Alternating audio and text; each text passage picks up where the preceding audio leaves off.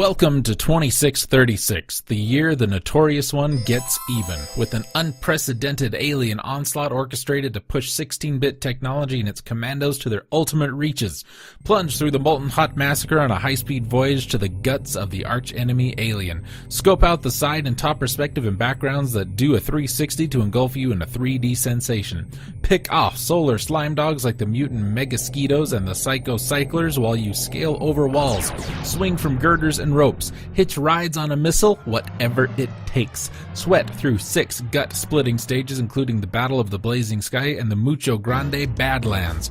The graphics are so real, the explosions will nearly knock you off your feet, and the boss enemies are so gigantic your screen can hardly hold them. You'll need to wrap both hands around artillery powerful enough to make today's weapons look like squirt guns. The Contra legacy is alive and dangerous. And this is Contra 3: The Alien Wars from Konami, released in 1992. Fun fact, before the game was released, it was being touted, it was being billed as Super Contra 4, as it says here in the Super NES Player's Guide, with some screenshots dating from 1991, where it is indeed called Super Contra 4 all over the place.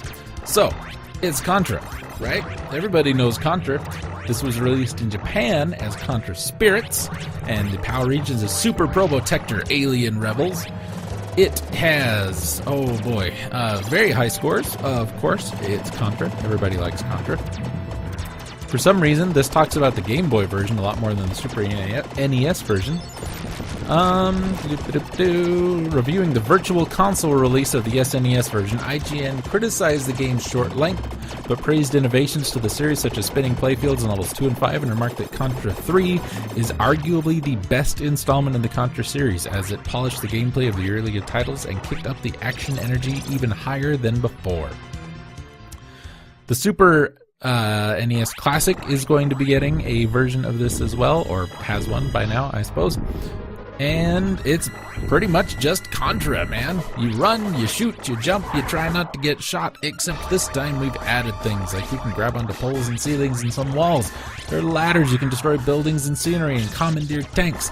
And then we have the complete Mode 7, top-down, spinny around stages, which in two-player mode use a horizontal split screen, so how about that? The music is great, the graphics are great, everybody loves Contra. Even if you don't love Contra, everybody loves Contra.